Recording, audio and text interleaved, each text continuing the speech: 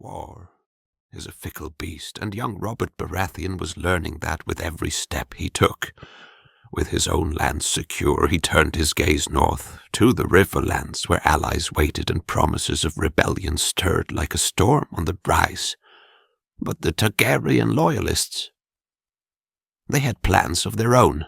The Reach, rich, green, and ever proud, stood like a wall of gold and steel in Robert's path. Lord Mace Tyrell, with banners high and pride higher, had declared for the Mad King, and behind him marched thousands, soldiers, coin, grain, and one of the finest swordsmen in Westeros, Randyll Tarly, wielder of the Valyrian blade. Heartsbane. Now Robert was no stranger to battle.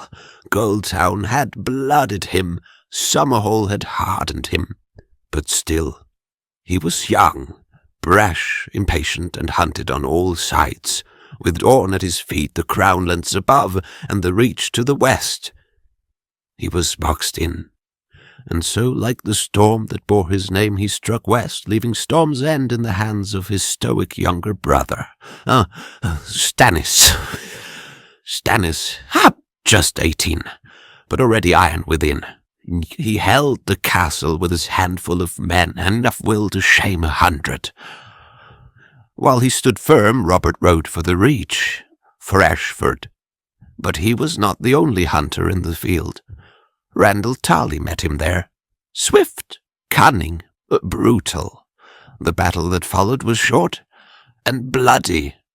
The Stormlanders fought hard, but the Reach men, they fought smarter. Lord Cafferan, one of Robert's own, fell beneath Heartsbane. Tarly took his head and sent it to King Aerys like a trophy from a hunt. Before Tyrell's full host could join the fray, Robert withdrew. Reluctantly, yes, but wisely. North he rode to link with his allies, leaving the Stormlands open and vulnerable. Mace Tyrell was praised for the victory. Songs sung, feast held. But any man who was there knew the truth. It was Tarly's day. Mace arrived after the dying was done. Rather than chase the storm, Tyrell laid siege to Storm's End. His host joined by Paxter Redwind's fleet. The castle was sealed by land and sea. Yet it did not fall, for behind those walls stood Stannis Baratheon, cold, stubborn, unyielding, and it would take more than hungers or steel to break him.